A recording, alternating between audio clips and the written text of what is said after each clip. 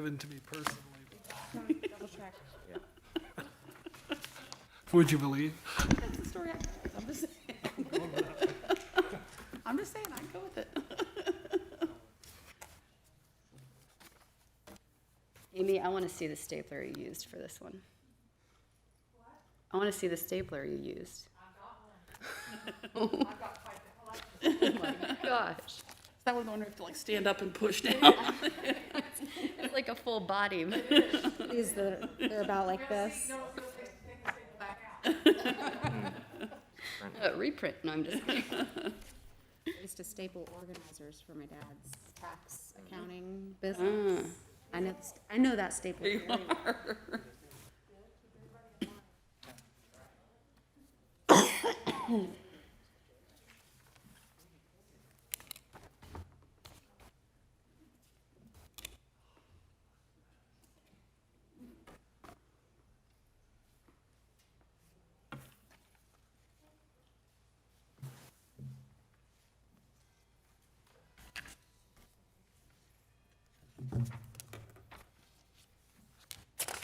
These copies came from Amy.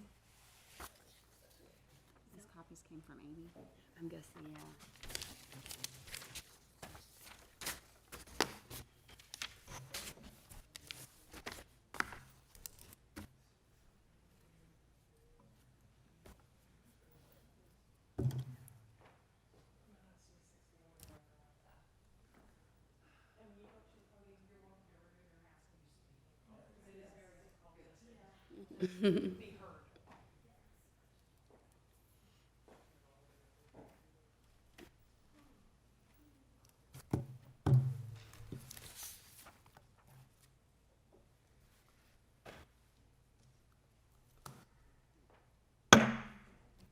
I'd like to call to order the Middletown City Council meeting for 15 September 2020. If we could start with a moment of meditation followed by the Pledge of Allegiance.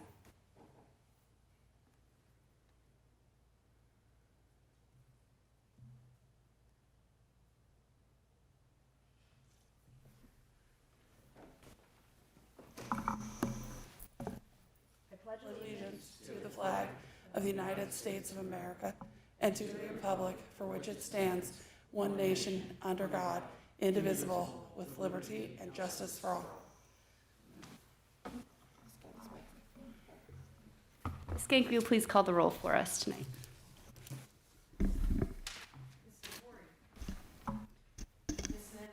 Here. Here. Here. I'd like to motion to excuse Ms. Vittori from tonight's meeting. I'd second that motion. Ms. Gank, will you please call the roll? Yes. Yes. Yes. Yes. Okay, this evening we have a presentation from our Middletown Youth Coalition. If you guys want to come on up and present what you have, we would love to hear from you. Whoever would like to be in charge of clicking, you want to take this one? It's that big button. We'll move it to the next slide. Okay.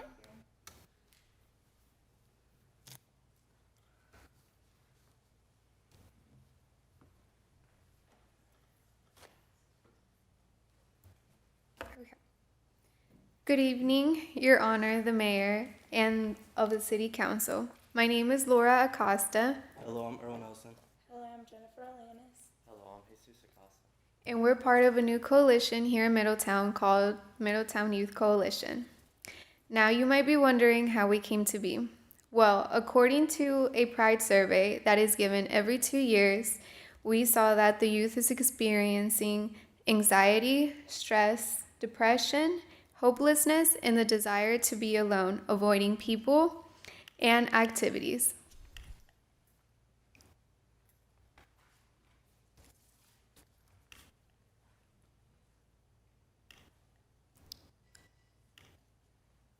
We also saw that most of our youth said that they never attend community activities or school activities or even attend church. Therefore, the Middletown Youth Coalition came to be to help youth come together, stay connected to their community, and be more engaged. The Middletown Youth Coalition consists of 6th through 12th graders who join by signing up on our website. Here's a picture of what our website looks like. They are led by the youth leadership team called Youth Ambassadors. Here on our website, you can sign up, you can stay connected with your community, you can see our upcoming events, and much more. Middletown Youth Coalition envisions a coalition where you make healthy, educated, and responsible choices about drugs, alcohol use, and self-care. And these choices are supported by communities throughout sustainable policies and programs developed by our youth. We are composed of youth ambassadors. This is the leadership team that is led by our youth administrator and assisted by our youth coordinator. They coordinate all of our activities of the Youth Coalition. We have the youth members of the coalition.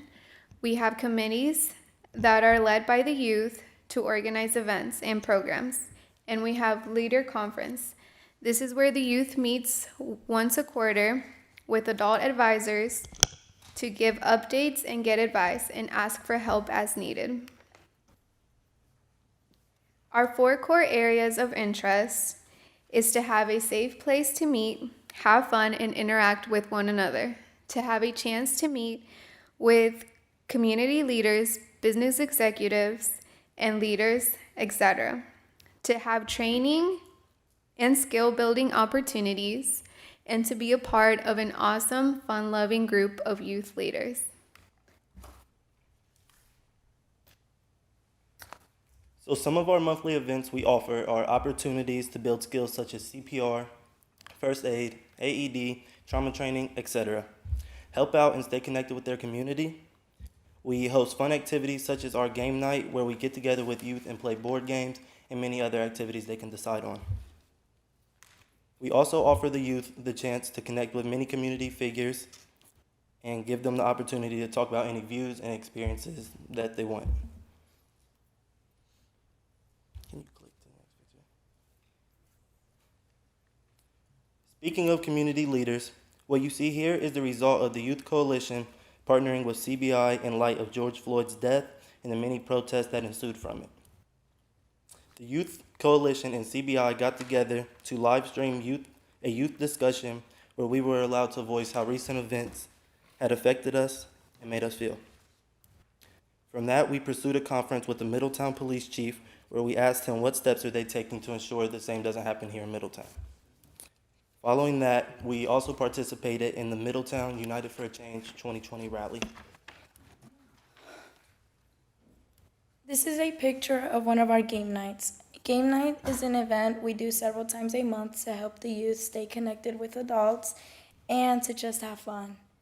In the past, this has been hosted by Hope House, churches, CBI, Big Brother, and Big Sister of Butler County. This is a picture we took after our meeting. We meet at least twice a month. This is some of our youth ambassadors.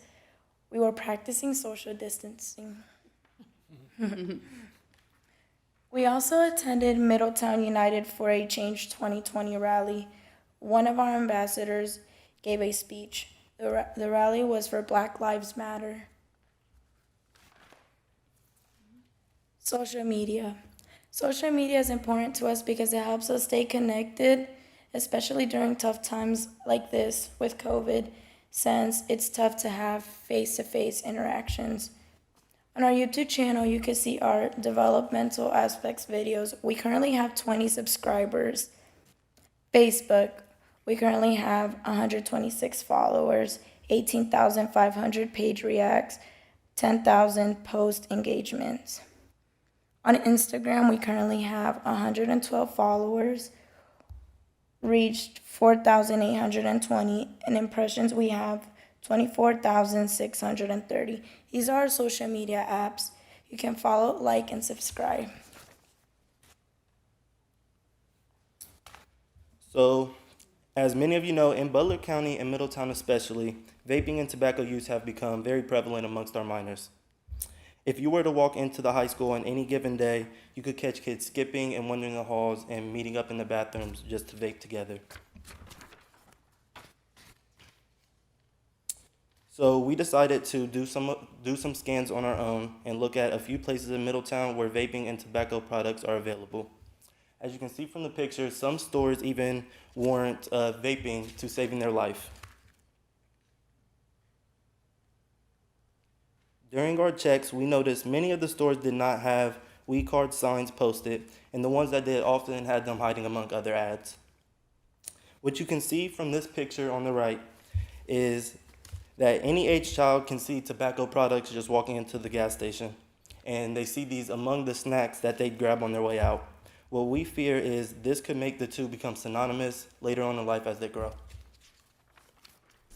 And then these are just a few other pictures where you can see on the right, they have their weed card sign on the glass, but then it is covered up by a cigarette ad. And this is just another place we visited where they had very tiny weed card stickers on the door and among the windows, but then they were covered up with ads promoting vaping, juuling, and in many of the stores that we visited, they didn't have the laws posted on their windows or doors as well. And this is just another one of the places we visited. So you may be asking, where do we go from here? The Youth Coalition wants to partner up with the Middletown Police Department in going on compliance checks to help in controlling the access that the youth have to these vaping products. We need the help and support of the City Council to assist in limiting vape and tobacco use and advertising as well in Middletown.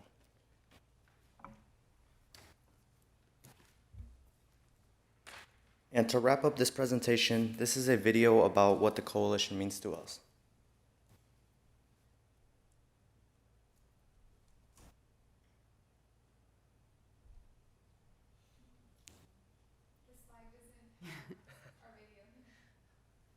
All right, that was just a sneak peek at our coalition.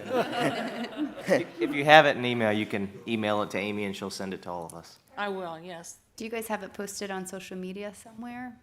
Yes, it is on our website as well. Okay, so our citizens, if they're watching tonight, they can go to your social media and find it and like your page and watch the video all at the same time. That was just a sneak peek at our coalition and what we have to offer, and our mission to make an impact to the youth of Middletown.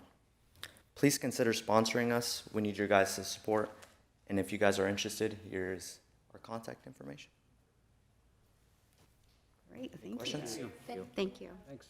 I have a question that is council's question about a lot of things, but where do you guys get funding for anything, or do you get funding, or how does that work? Do you know the answer? If you don't, that's okay, we can find it somewhere.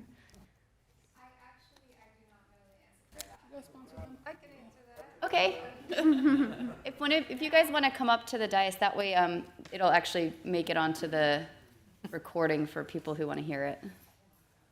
I'm Christy Durrett with the Safety Do you mind stepping up just so that it'll record? Otherwise, Durrett with the Thank you, Safety Christy. Council of Southwestern Ohio, and we have a drug-free communities grant, which we are in our 9th year of that, and so that is what is funding this. It's the intention that this will be its own entity, and the community will support them through grants and sponsorship for the future. But for right now, we got their back. We're helping them get started and grow this thing, and we want them to be a sustained, permanent entity because they're ready. They want to make change. They want things to get better, and they're willing to work hard to do that. So.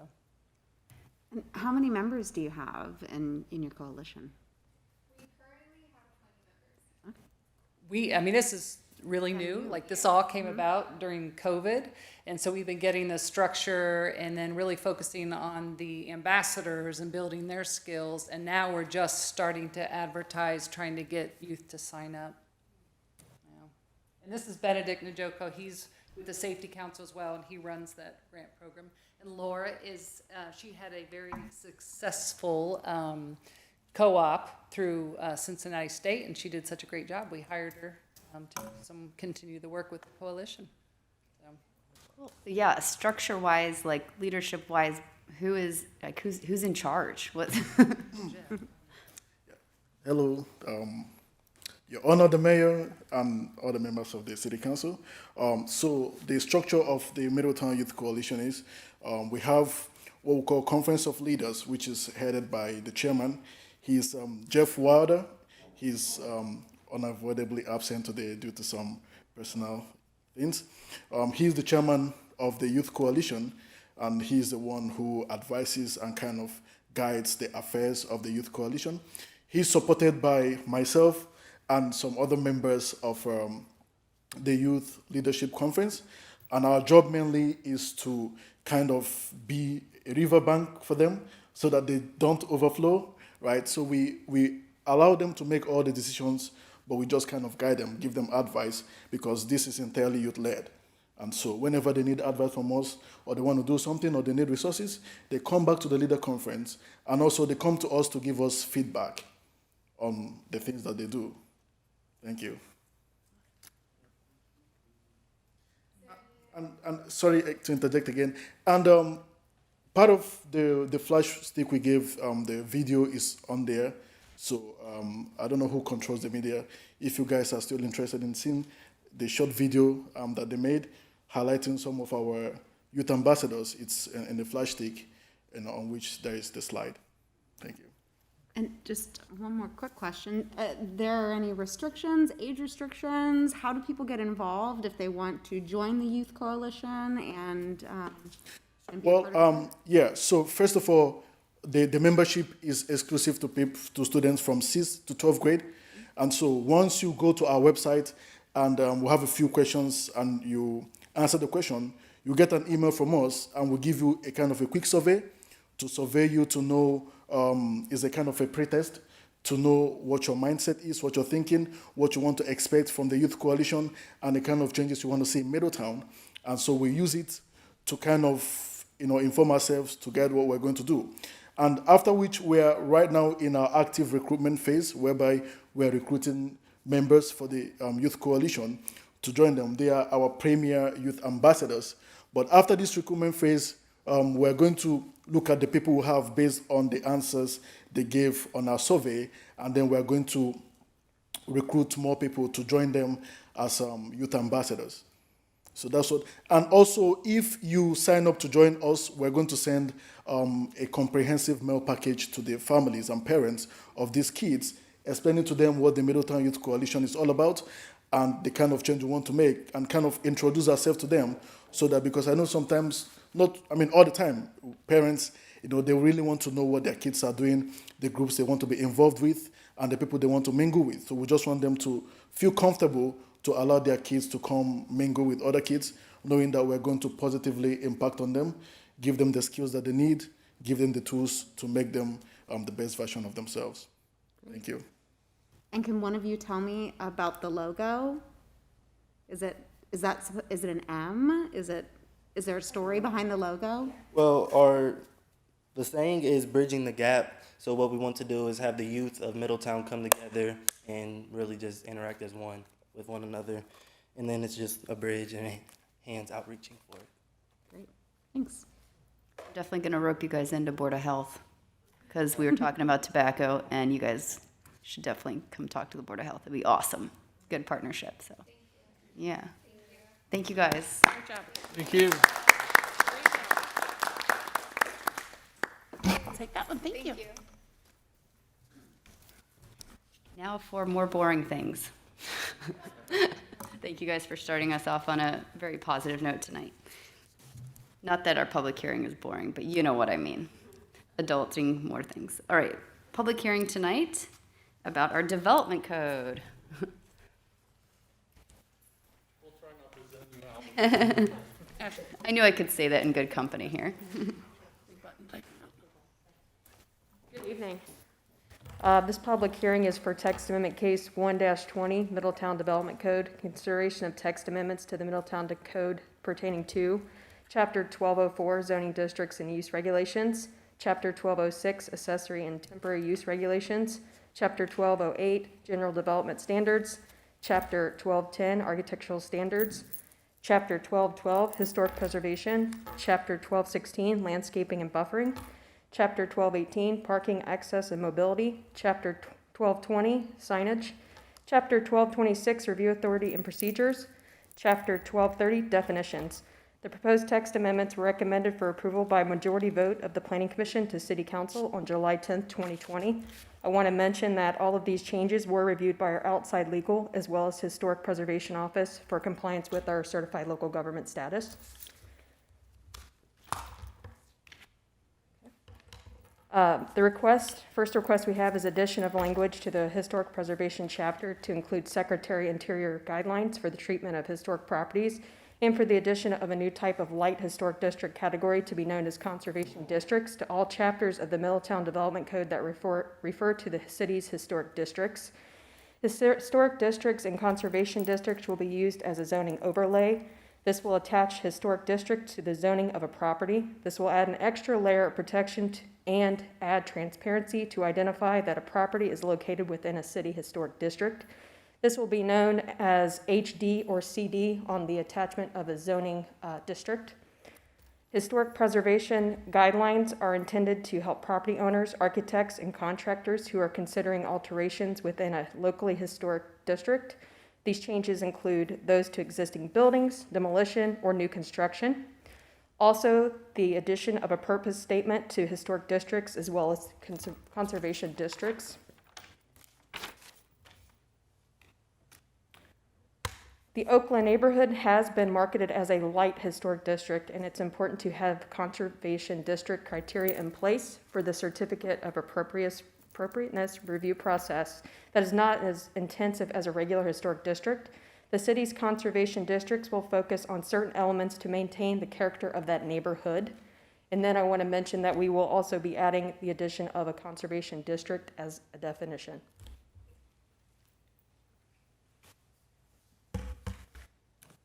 All right, so staff requests the use of microbrewery, microdistillery, or microwinery be added to table 1204-3, principally permitted uses with the use-specific standards 1204.09D6.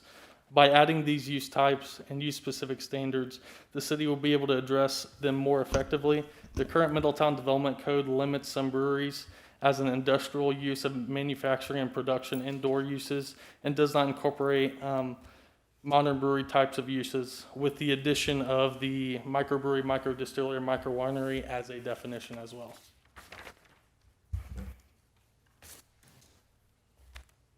So staff requests that the use of automotive repair heavy be changed from conditional in the B2 zoning district and permitted in the B3 zoning district to prohibited in the B2 and B3 zoning districts for table 1204-3 principally permitted uses. Staff requests that the use of automotive sales and leasing be changed from principally permitted in the B2 and B3 zoning district to permitted with standards or PS in the B2 zoning district and conditional in the B3 zoning district in table 1204-3 principally permitted uses with the addition of use-specific standards 1204.09D19. The use-specific standards are on the PowerPoint.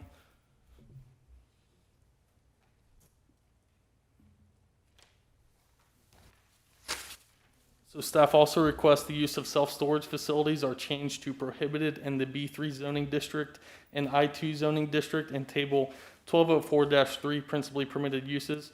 It is important that the city preserves its industrial zone properties from low impact developments. Prohibiting self-storage facilities in the I2 industrial zoning district is to protect the I2 zoning district for heavy industrial and intense uses. So staff requests that the minimum footprint for exemptions of accessory structures change from 200 square feet to 40 square feet in code section 1206.01B5. The current 200 square foot exemption in the Middletown Development Code is contradictory for detached storage structures. By changing this to 40 square feet, the Middletown Development Code will be more in line with the permit requirements because the requirements state, for example, a shed, and most sheds are below 200 square feet. So the law states that all sheds are to be reviewed, but then it also states if it's below 200 square feet, it doesn't have to be reviewed. So making those more consistent. Staff requests that accessory buildings over 200 square feet must have the same exterior finish material on a minimum of 50% of all sides as the primary exterior material in approximate color in code section 1206.01B9. There is an option that, let's say that the property owner does not like the building materials, they can go through the Architectural Review Board, and that is a free meeting. Staff requests to add Development Code 1208.06A3, which is no person shall construct or erect a fence or wall in a vacant lot unless established as a temporary construction fence. So this is designed to promote infill development, lot consolidations, land management, and prevents nuisance issues. This is consistent with our housing policy. Staff requests that face a public street and vinyl siding be removed from Development Code 1210.04B3. This is due to protect the historical character of the downtown. It is important that all Middletown Development Code be consistent with the Secretary of the Interior standards for the treatment of historic properties. Staff requests that Middletown Development Code be updated to refer to the city's Public Works Department's comprehensive plant species list. This was adopted by the City Park Commission. So this is just adopting those new comprehensive plant lists.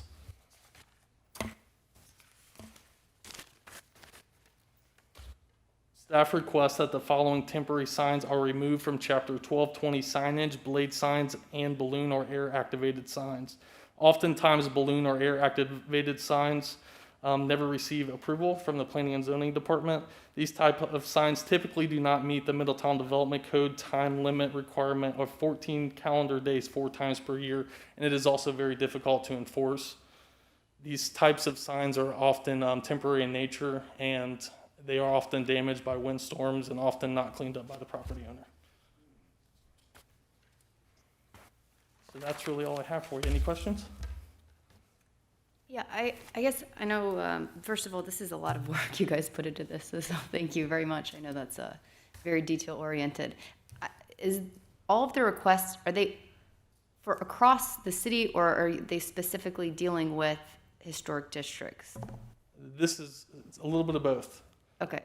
So the first section that we read, if you can go back to the very beginning. Yeah, if you could just clarify which parts are specifically for the historic or conservation. So these first 2 slides pertains to the conservation district, and then everything else is a general requirement for the city as a whole. Okay, that's what I thought. I just wanted to confirm this wasn't all for that. Okay. My one issue with the signage, yes, I agree, we don't want the balloon mans all over the place, tattered and torn or whatever, for sure. I just feel like we're creating a rule because we have had people be uncompliant in the past, and so we're saying, oh, because some people have failed to abide by things, nobody can do it. And I just, in some cases, I've seen some very nice blade signs used in places, and they can actually be very good for the business and for advertising. And I just hate to see that we don't allow anybody to use them just because we can't keep people abiding by the rules and regulations. And I know we're short-staffed and we can't be going out on the street and trying to find all these signs, but it seems more like an approval and enforcing issue than really that the signs shouldn't be allowed to begin with. That's just my initial thought on it, and I really thought about it a lot, and I was like, gosh, this is frustrating. I'm going to think about it more. Obviously, we're not voting on anything tonight, are we, on this? I think it's a first read. So that's just my concern about that. I don't know if council has thought about those signs at all specifically, if you guys have comments, but. And you do have the power to modify any text. I had a question as well. It's unrelated to the mayor's questions. Regarding the self-storage and the automobile, obviously some of those already sit in those zones. I would assume they would be grandfathered in. What would trigger a potential review of that location? Would it be a sale, or would it just be, as long as that location continues as it is, it stays grandfathered? So major expansions of the use, as well as if the use is discontinued for more than 12 months. Automobile sales and leasing specifically, because we're making this a conditional requirement, everyone that currently exists is essentially treated as a permitted conditional use. But the self-storage facilities and automotive repair heavy are essentially legal non-conforming at this point if they're in existence. Now, how many of those are there?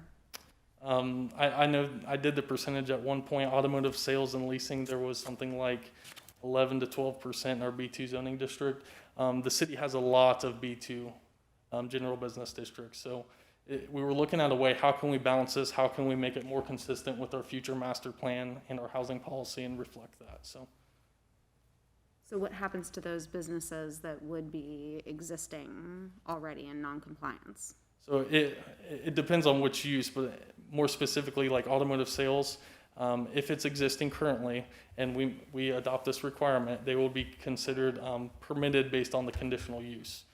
Now, if they do like a major expansion, that might spark an additional conditional use review criteria by the Planning Commission. But a sale with no changes would not. As long as there's not a change of use or a major expansion of the use. But what about the heavy repair?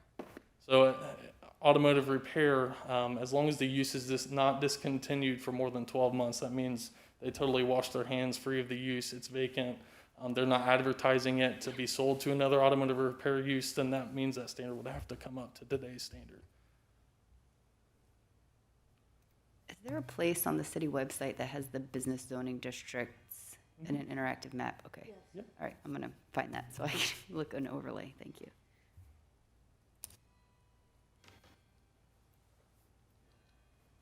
All right, thank you guys very much. I guess I'd like to open this public hearing for any comments in favor of what was presented.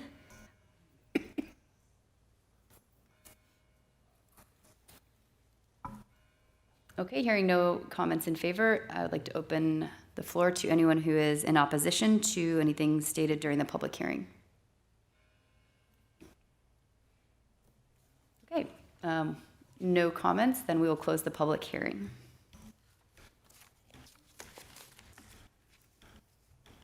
Okay, next we have citizen comments. Did we have any this evening? No cards. No citizen comments, okay. Council comments this evening. We'll start to my left with Mr. Mulligan. Thank you, Your Honor. Just one comment. Obviously, my heart is heavy tonight, learning of the passing of Kane Adkins, the 10-year-old in the Middletown City School District due to an auto accident.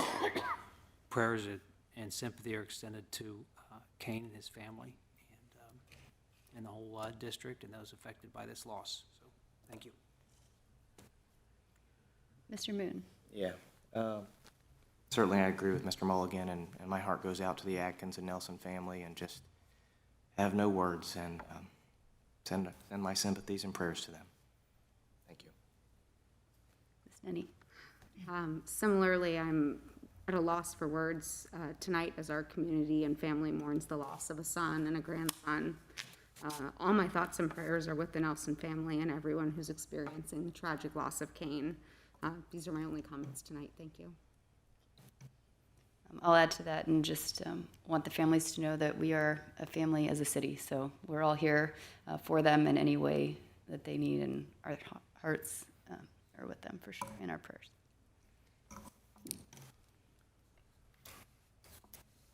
Mr. City Manager, what do you have for us this evening? Yes, Madam Mayor, members of City Council, good evening. We have a couple of brief presentations for you this evening, and we would like to start, if we could, with an update on the census. As you know, 2020 is one of those 10-year timeframes in which our federal government conducts a census. So I would like to have Amy kind of bring us up to speed as to where that process is and what's been going on in our community. Good evening. The 2020 census, the mission of the U.S. Census is to count every person once and only once and in the right place. And getting a complete and accurate census count is critically important, and that's why your response is required by law. The count is mandated by the Constitution and conducted by the U.S. Census Bureau, which is a nonpartisan government agency. The 2020 census is only 10 questions. There are no more long forms. People can respond online for the first time ever. It is secure and accessible anytime, anywhere. They can respond by phone with toll-free support in 12 languages, and by mail, obviously. So why is the census so important? Because when you boil it down, it's about two things: legislative power and money. The census results are used to determine how much funding local governments receive for key public services and for determining how many representatives each state gets in Congress. Results also impact congressional and state legislative districts.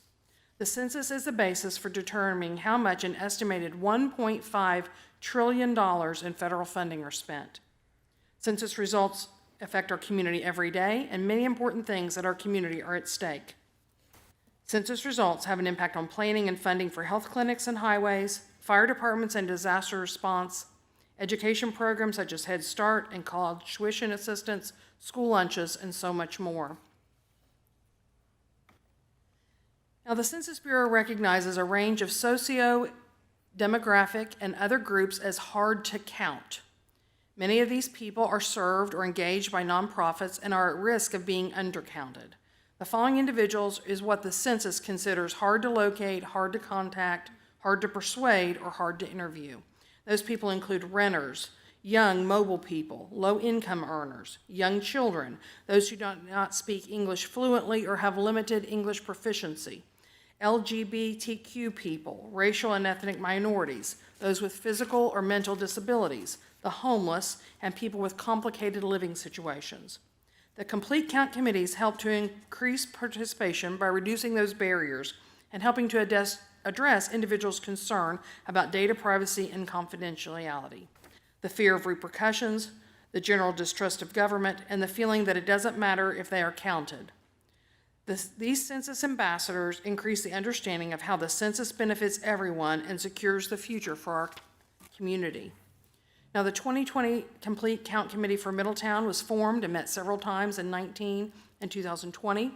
These committees are key to educating and creating awareness and motivating everyone to participate in the census. Members promote the census through locally based targeted outreach efforts. So the idea is that the more community members are informed, the more likely they are to respond.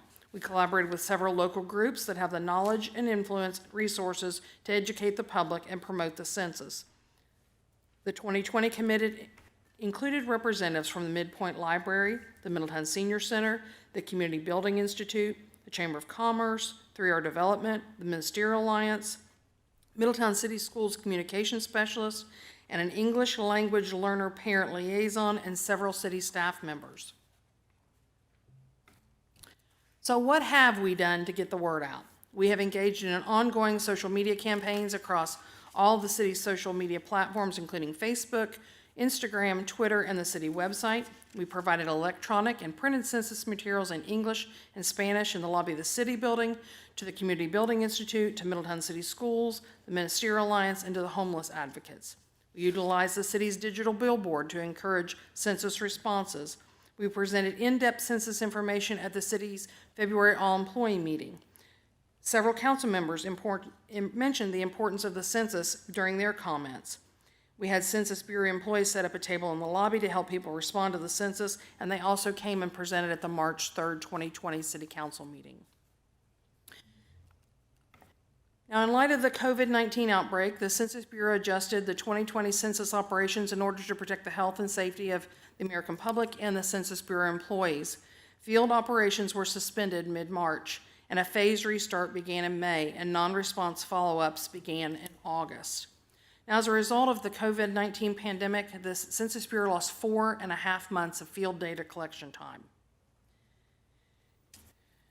So they have increased the number of employees, and they are committed to getting an accurate count.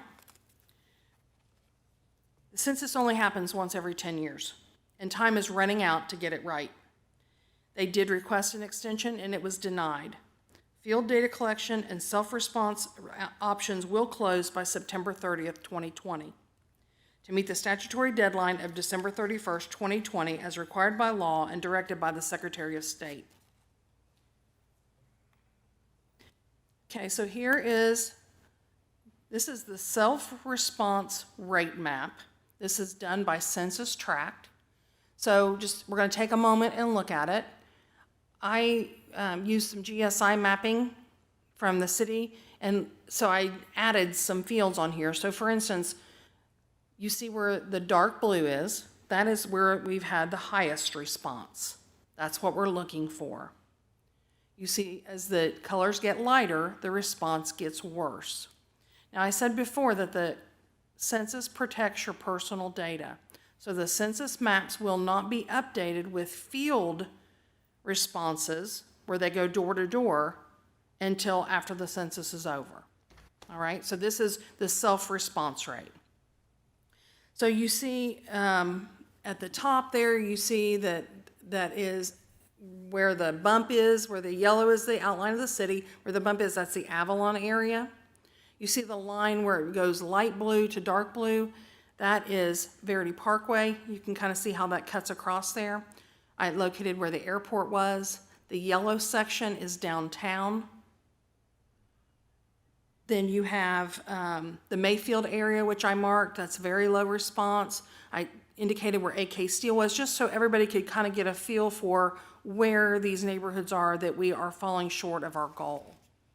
And then the South Main District there along the left-hand side. And then the Oakland District, which is just there. It doesn't show up very well with the big screen, but it's just there under Middletown with a very low response rate. So the bottom line is it's not too late. The census count is much more than a population count, and it's opportunity to shape our community's future.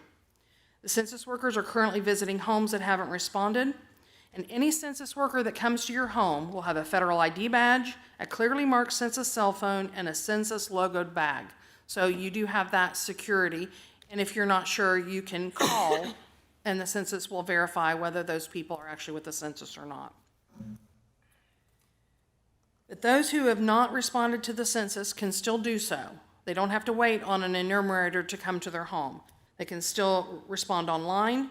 There's actually a cell phone app that you can do anywhere, anytime. You can respond by phone, and you can complete and mail back the paper questionnaires. Now, in response to the COVID, they actually did a second mailing of the questionnaires. So, and you can download it if you want to from their website and fill it out. So the Census Bureau is required by law to protect your answers. Your responses are only used to produce statistics, and they do not disclose any personal information. The information is collected by the census, is encrypted, and will not be released until 72 years after it is collected. Because some people do have a general distrust and they fear repercussions. So they can rest assured that that information is encrypted, and it is all about statistics and not about individual households or their responses. So there's a ton more information on the U.S. Census Bureau website. That's all I have for this evening. Any questions for Amy on the census?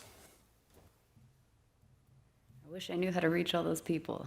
All right, thanks, Amy, so much. Thank you very much.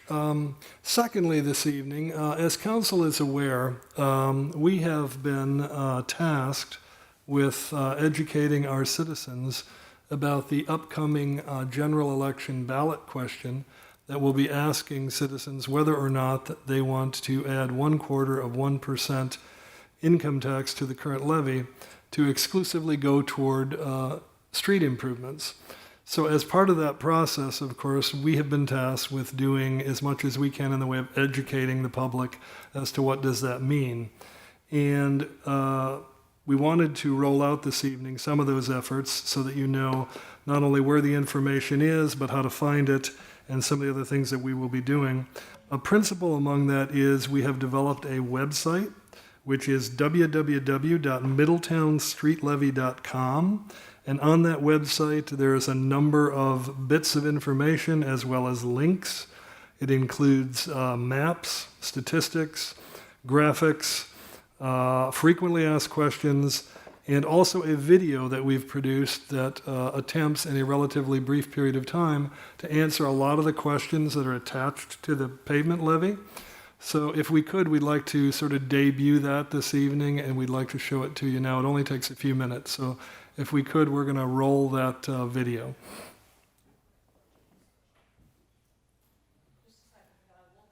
All right, a little technical difficulty. Also, we've developed an amortization schedule as close as we feel can be, given that Ultimately, if this were approved, the bond issue would happen in early 2021, so some of it is sort of guessing on our interest rates at the time, but we've done that, we put that out. That is also included on the website, and we forwarded that to City Council. And right now, we're going to try and start this video. There we go. Oh, and we don't have sound. Can we get some sound with this? It's all the way up on here. Looking good, Mr. Pelinek, very good. This might be the first time people have seen you without your mask. Yeah, I needed a haircut, but we'll start this over.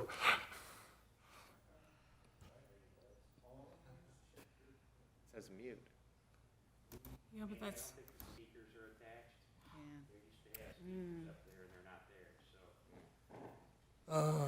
Assumed we would have tried this beforehand. Okay. I think Bill's coming. Maybe he can redo the speakers. Or do we have From my desk, it sounded lovely. a laptop that can be put in front of the mic, perhaps?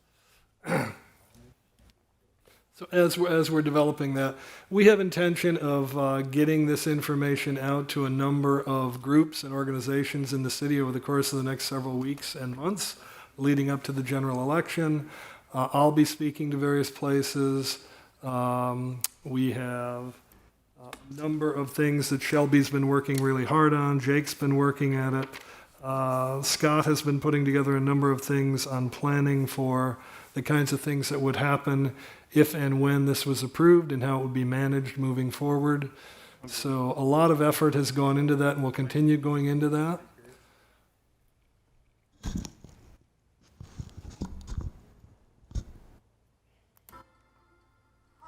There we go.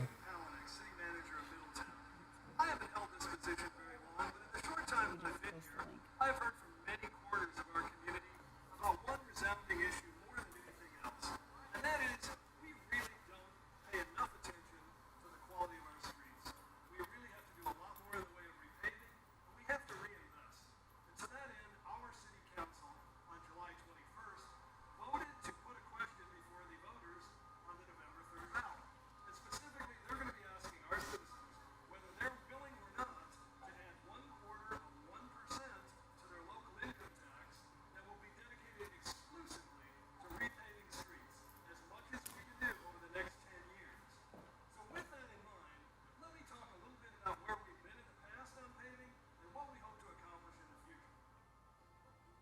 The city of Middletown currently imposes a 1.75% local income tax on all income earned within the city. A tax levy determines a rate of tax imposed against the income that you earn from your employment within the city of Middletown. It helps the city take care of the things important to you as a resident of Middletown, like our streets.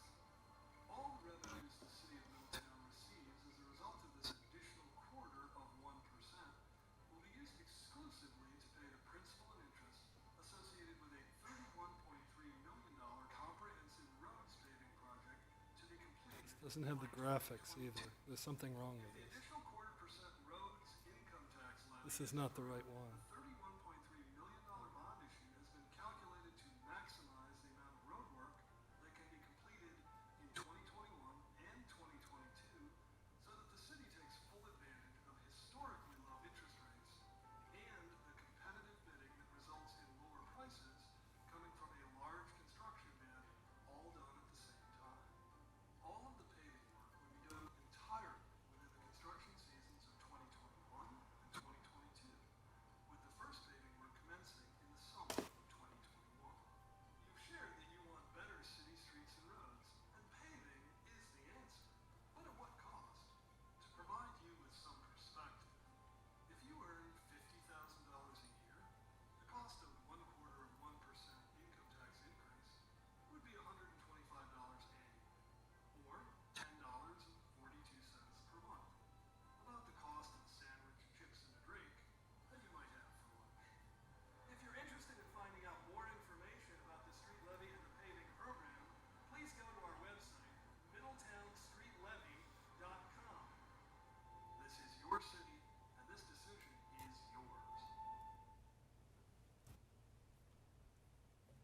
I apologize that wasn't louder, but I think you get sort of the gist of it.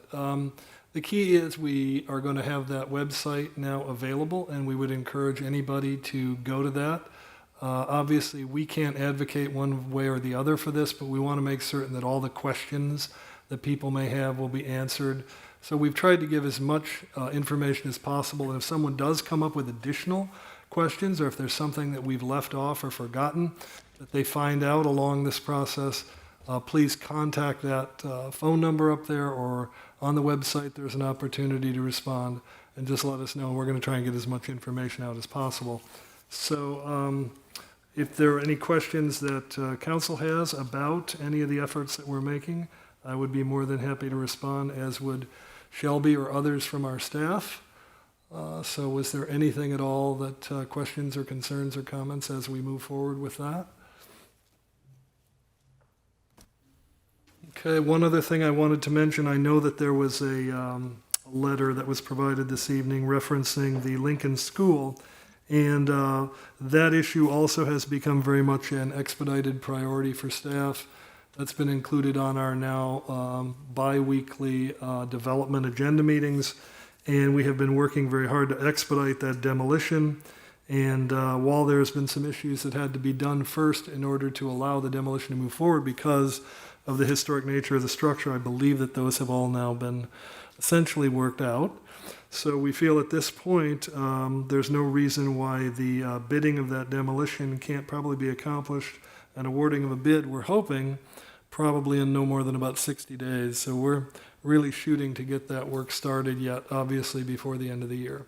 So we're aware of some of the issues attached to it. It's clearly an expedited priority, and we hope to be moving forward on it very quickly. But in the meantime, we will pay close attention to some of those issues related to whether or not it's secure and some of the trash issues. So we'll take a look at that. Other than that, that's everything that I have this evening. Thank you, Mr. Palahniuk. Amy, will you please present the consent agenda for us this evening? To approve the city council minutes from August the 4th, 2020. Receive and file board and commission minutes from the Civil Service Commission, July 16th and August 6th, 2020, and from the Board of Health on August 11th, 2020. To authorize the city manager to enter into a contract for services with Anthem Life to administer life insurance plans for employees and qualified retirees. To confirm the promotional appointment of Kayla Carl to the position of Executive Account Clerk in the Department of Finance, Division of Treasury.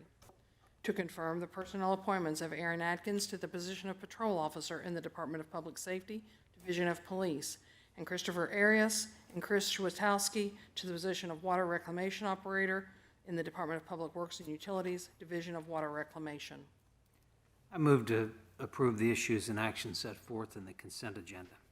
Second. Ms. Kinkuyu, please call the roll. Mr. Moon. Yes. Mr. Mulligan. Yes. Mayor Condrey. Yes. Ms. Nenny. Yes. For the motion agenda, we have to authorize the transfer of 2005 Grand Avenue to the adjacent property owners, Seth and Andrea Morris, for $100. So move for adoption. Second. I have a comment about this agenda item. I find it very unclear how this occurred. The way that the staff report is written is in passive voice, seemingly intentionally avoiding the subject of who told the property owners the cost of the property would be $100, and This property, if I may, I don't want to cut off if you had additional comments. Sure. This property was originally owned by the Butler County Land Bank. They have a policy from the Land Bank properties that property will be sold for $100. When this adjacent property owner initially inquired of the Land Bank, they were told it was $100 and they were going to handle that transaction. The Land Bank incidentally transferred it to us instead of the Morrises. And so we are trying to honor what the couple was originally told who wanted to purchase it from the Land Bank. I think it was purely an error in the transfer.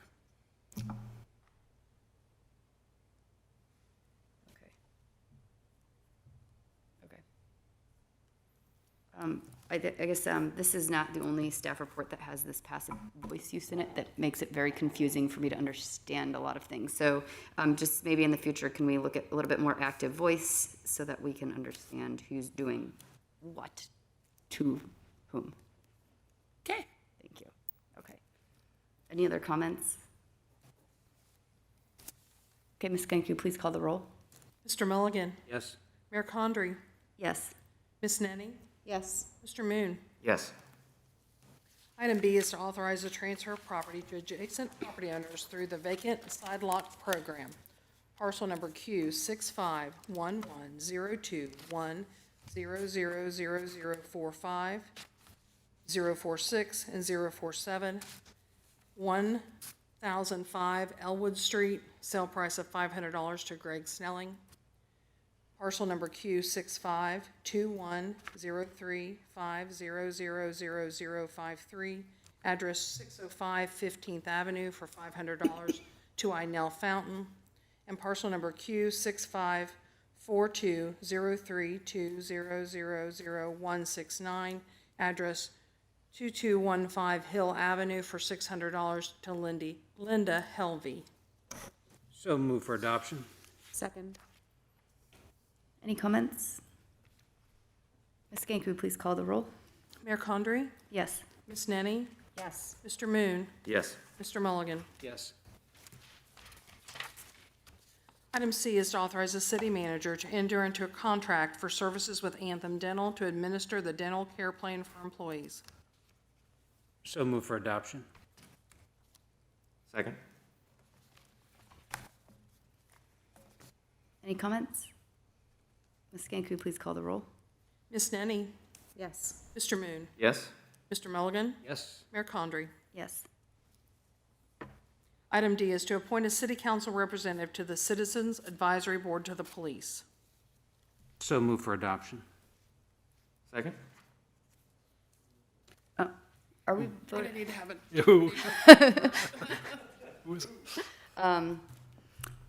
So should Well, actually, we have a mayor, discuss, yeah, motion and a second, so now the item is up for. for discussion? Gotcha. And so we can go from there. Sounds good. I would be happy to represent council for the Citizens Advisory Board to the police. I don't know if anyone else is interested in that. I know we've been holding off since January somehow on this one, so. If you would like to do that, I'm happy to let you serve in that capacity. Fine. Okay. Do I need to amend the motion to appoint Yeah. Mayor Condrey? Sure. All right, I move to appoint Mayor Condrey as the city council representative of the Citizen Advisory Board to Police. Second. Is this something I vote on? We haven't really, Yes, you can do it. I can still vote, okay, Uh-huh. thank you. Okay, Ms. Genku, please call the roll for us. Ms. Nenny, Yes. Mr. Moon, Yes. Mr. Mulligan, Yes. Mayor Condrey. Yes. Okay, Ms. Cohen would be acting as the city attorney for this evening. Yes, ma'am. Okay, can you please present the legislation for us? Yes, we have 7 items to consider this evening. Unfortunately, 5 are asking to be considered as emergency. Prior to getting started, ask for a motion to amend the charter requirements for 2 readings and immediate enactment for Resolution R 2020-26, Ordinance O 2020-43, Ordinance O 2020-44, Ordinance O 2020-46, and Resolution R 2020-27. I move that the charter provision requiring readings on 2 separate days be waived and that Resolution R 2020-26, Ordinance 2020-43, 44, 46, and 27 be declared emergencies and read one time only. Second. Ms. Genku, please call the roll. Mr. Moon, Yes. Mr. Mulligan, Yes. Mayor Condrey, Yes. Ms. Nenny. That takes us to the first matter, Resolution R 2020-26, a resolution accepting the amounts and rates as determined by the Budget Commission and authorizing the necessary tax levies and certifying them to the county auditor and declaring an emergency. So move for adoption. Second. Ms. Genku, please call the roll. Mr. Mulligan, Yes. Mayor Condrey, Yes. Ms. Nenny, Yes. Mr. Moon? Yes. Second matter is ordinance O 2020-43, excuse me, an ordinance authorizing the submission of an application for federal assistance, a consolidated plan, and a projected use of funds under Title I of the Housing and Community Development Act of 1974 as amended for fiscal year 2020 and declaring an emergency. So move for adoption. Second? Does anyone have any comments? Great, Ms. Gay, could you please call the roll? Mayor Condrey? Yes. Ms. Nenny? Yes. Mr. Moon? Yes. Mr. Mulligan? Yes. That brings us next to ordinance O 2020-44, an ordinance adopting the amended 2020 annual action plan and declaring an emergency. So move for adoption. Second? Any comments? Ms. Gang, could you please call the roll? Ms. Nenny? Yes. Mr. Moon? Yes. Mr. Mulligan? Yes. Mayor Condrey? Yes. Number 4 is ordinance number O 2020-45, an ordinance authorizing the city manager to enter into an agreement for a small business economic development grant with Annie Up Boutique. It's the second reading this evening. So move for adoption. Second. Okay, any comments on this one? Okay, Ms. Gang, could you please call the roll? Ms. Nenny? Yes. Mr. Moon? Yes. Mr. Mulligan? Yes. Mayor Condrey? Yes. Next matter is ordinance O 2020-46, an ordinance authorizing collective bargaining agreements with the Fraternal Order of Police Lodge 36, patrol officers as well as sergeants and lieutenants for the term of November 1, 2019 through and including October 31st, 2021, and declaring an emergency. So move for adoption. Second. Any comments? If I may, by brief comment, Your Honor. This matter was originally negotiated a while ago. It went to binding conciliation. We received a conciliators award. After the conciliators award was received, there was a question of interpretation regarding a provision for comp time and what amount of time officers were allowed to accrue for their comp time bank. We discussed this with the union as well as the police management, have come to an agreement that we're bringing for you this evening. It is here really because this is not in the conciliators award. It was an agreement after the fact between the two parties because the conciliators award was not easily interpreted on this very specific provision. The remaining provisions that we're changing in the contract were awarded by a conciliator and are bound by that conciliators award. This is asking you to approve this interpretation question that the parties reached afterwards. Ms. Cohen, does the conciliator have to agree to our change, or is that up to us? Okay. This is agreement between the parties.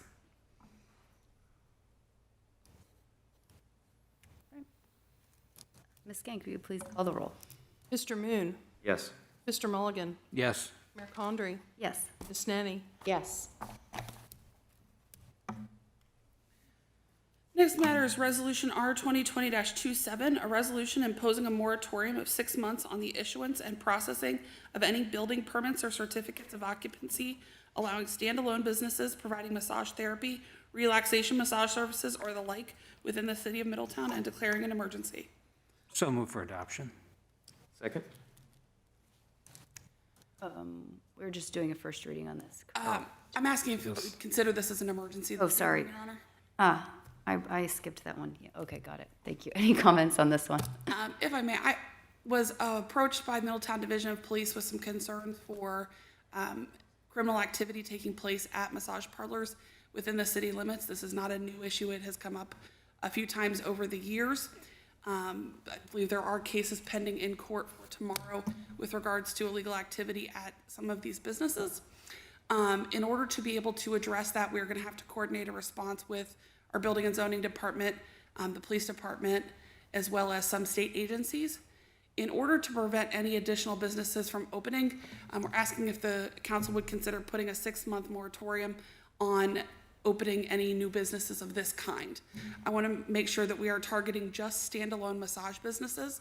Nothing in this ban would affect, for instance, a chiropractor that happens to have a massage therapist on their staff. This would be solely open to have massage therapy. We will work as expeditiously as possible, but we're asking for this 6 months so that no one additional applies for a building permit and would be granted that in contravention of rules that we may want to pass in a month or two, once we are able to coordinate those efforts. How did we come up with the 6 months?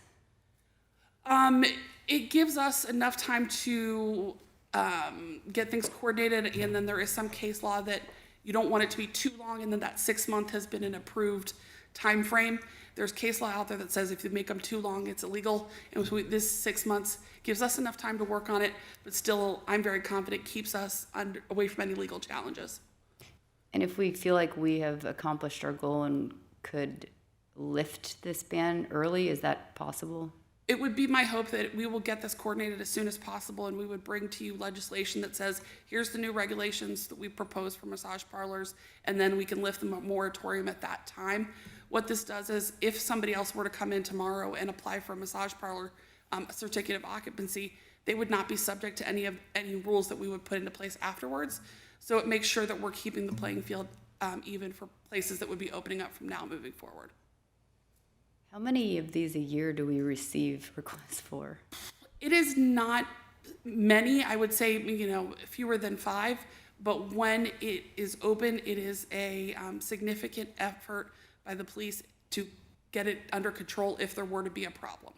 That is not saying that everyone that's ever opened up a massage business has a illegal activity going on it, but it does become a big police problem if this does happen. There is a concern that one of the parlors that was just involved in some enforcement issues had a question about reopening already. So we're trying to prevent some of those issues until we can get the issue addressed. So that's a reopening. We're talking about a brand new one, right? Or is this? So what would happen in this is, so the person that was owning the last one might, for example, just say, I'm going to reopen a new business next door in the same business. It's considered a new business permit, but it's an owner that we already have some criminal activity charges on. It seems silly to let that reopen without being able to address the issue first. In our building permit or certificate of occupancy process, do we do any sort of background to find if the business owner has criminal history? We have adopted the Ohio business, the certificate of occupancy rules, and so it lays out very specific processes. Not all of them indicate checking criminal activity, and for some of it, it has to be a conviction. So for example, the person that got busted but doesn't yet have a conviction may not be caught under those state rules.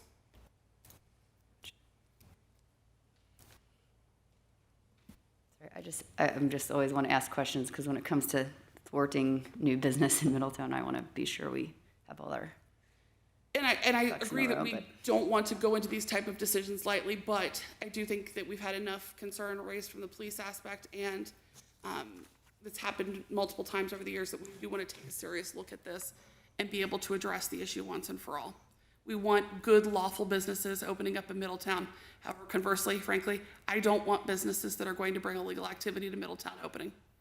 How is the registration treated differently when it's somebody in a chiropractor's office as opposed to when it's a standalone? This legislation specifically calls out standalone massage parlors, so that would need to be your only activity on the premises.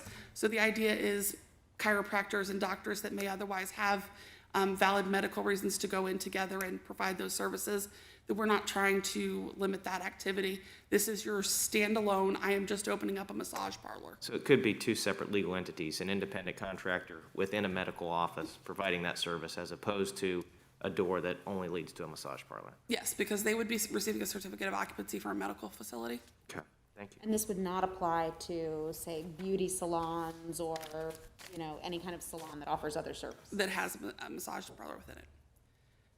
And that is also really trying to address that concern if we don't want to prevent good lawful businesses from coming up and opening, but still trying to address the issue that we have.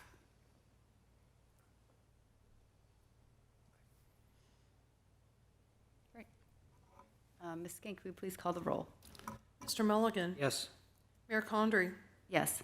Ms. Nenny? Yes. Mr. Moon? Yes? And finally, we have ordinance O 2020-47, an ordinance amending various sections of the Middletown Development Code of the Middletown Codified Ordinances. This is a first reading. And I assume we don't have anything further than our public hearing information on this. But Yeah, I believe that Ashley Combs and Austin did a pretty thorough presentation on that. So if there are any additional questions, certainly they would be more than happy to respond.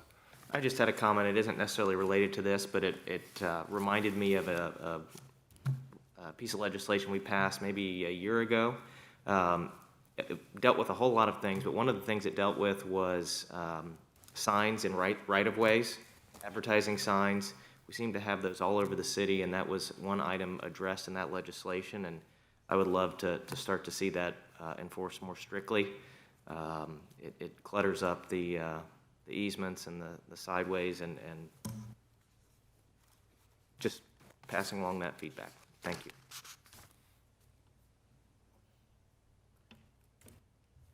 great.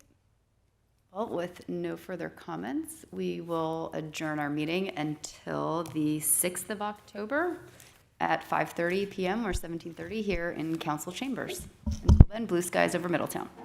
Thank you.